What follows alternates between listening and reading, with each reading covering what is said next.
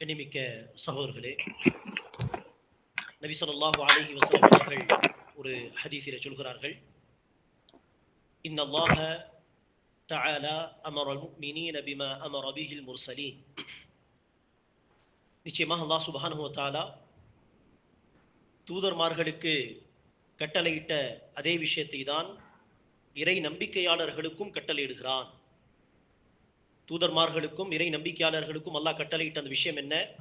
நபி ஸல்லல்லாஹு அலைஹி வஸல்லம் அவர்கள் குர்ஆனுடைய வசனத்தை ஓதி காட்டுகிறார்கள். தூதர்மார்களை பார்த்து அல்லாஹ் சொல்கிறான், யா அய்யுஹர் ருசுல் குலு மினத் தய்யிபாத் வஅமலு ஸாலிஹா. தூதர்மார்களே, ரசூல்களே, தூய்மையானதை புசியுங்கள், தூய்மையானதை சாப்பிடுங்கள், சாலிஹான அமல்களை செய்யுங்கள்.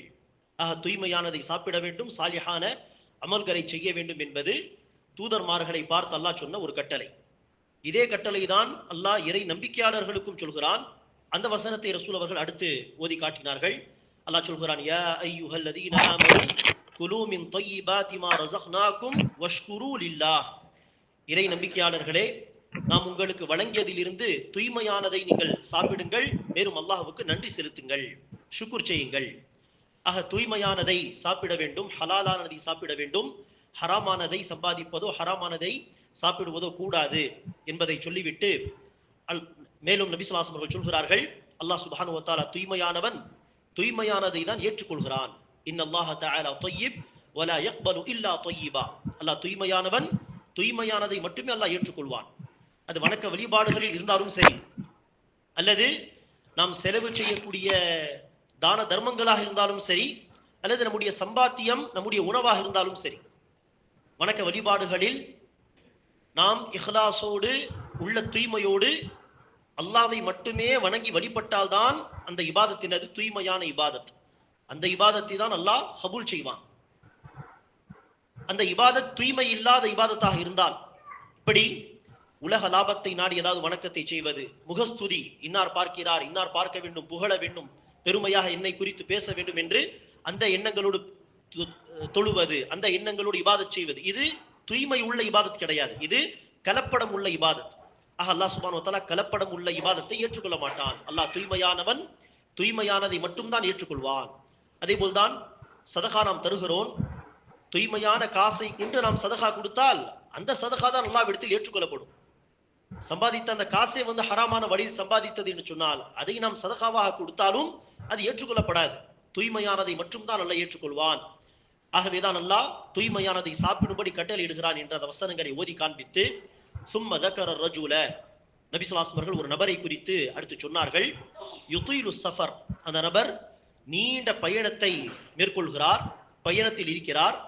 அஷ்அஸ அக்பர், பரட்டை தலையோடு, முடியெல்லாம் கலைந்த நிலையில், புழுதி படிந்த நிலையில், உடலெல்லாம் தூசி, ஆடையெல்லாம் தூசி, அந்த நிலையில் பயணம் செய்பவராக இருந்து கொண்டு, யமுத்து யதைஹி இலஸ்ஸமா, தன் இரு கைகளையும் வானத்தை நோக்கி உயர்த்திவிட்டு, யா ரப்பி யா ரப்பி, என் இறைவா என் இறைவா என்று சொல்லி அல்லாஹ்வுடைய பெயர்களை சொல்லி துஆ செய்கிறார். ஆனால் அவருடைய துஆ ஏற்றுக்கொள்ளப்படுமா என்று கேட்டால் இல்லை. நபி ஸல்லல்லாஹு அலைஹி வஸல்லம் சொல்கிறார்கள், வமத்அமுஹு ஹராம், அந்த நபருடைய உணவு ஹராமானது, வமஷ்ரபுஹு ஹராம், அவருடைய குடிபானம் ஹராமானது, வமல்பசுஹு ஹராம், அவருடைய உடை ஆடை ஹராமான காசில் சம்பாதித்து அணிந்தது, வகுஸ்ஸிய பில் ஹராம், அவருடைய வாழ்க்கையே ஹராமில் போய் கொண்டிருக்கிறது. ஃபஅன்னா யுஸ்தஜாபு லஹு, இப்படி இருக்க எங்கு அவருடைய துஆ என்பது ஏற்றுக்கொள்ளப்படும் என்று நபி ஸல்லல்லாஹு அலைஹி வஸல்லம் அவர்கள் இந்த ஹதீஸிலே ஹலாலான சம்பாத்தியத்தை, அதனுடைய முக்கியத்துவத்தை நமக்கு உணர்த்துகிறார்கள். ஹராமான சம்பாத்தியம் நேரடியாக ஒரு விஷயத்தை பாதிக்கும் என்று சொன்னால் அது முதலாவது நம்முடைய துஆக்கள், நம்முடைய பிரார்த்தனைகள் என்பதையும் ரசூல் அவர்கள் இந்த ஹதீஸிலே நமக்கு சுட்டி காட்டுகிறார்கள். அதே நேரத்திலே துஆ ஏற்றுக்கொள்ளப்படுவதற்கு நாம் என்ன செய்ய வேண்டும்? இரு கைகளை உயர்த்தி துஆ செய்ய வேண்டும். அதே போல் பயணத்தில் இருக்கும் பொழுது என்ன செய்ய வேண்டும்? துஆ செய்ய வேண்டும். அதே போல் மெய் மறந்து நான் என்ன நிலையில் இருக்கிறேன் என்பதை மறந்து ஈடுபாடோடு துஆ செய்ய வேண்டும். இப்படியெல்லாம் செய்தால் துஆ ஏற்றுக்கொள்ளப்படும் என்கிற ஒரு பாடமும் இந்த ஹதீஸில் இருக்கிறது.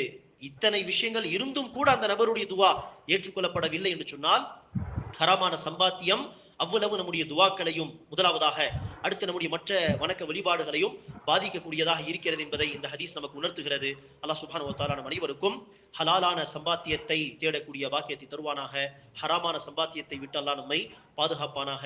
ஹலாலான முறையில் சம்பாதிக்கக்கூடிய சம்பாத்தியம் குறைவாக இருந்தாலும் அல்லாஹ் அதில் பர்க்கத் செய்வானாக. அந்த குறைவான சம்பாத்தியமாக இருந்தாலும் அதில் நம்முடைய தேவைகளை அல்லாஹ் சுப்ஹானஹு வ தஆலா பூர்த்தி செய்து தருவானாக. ஆமீன். சுப்ஹானக அல்லாஹும்ம பிஹம்திக அஷ்ஹது அல்லா இலாஹா இல்லா அன்த அஸ்தக்ஃபிருக வ அத்தூபு இலைக்.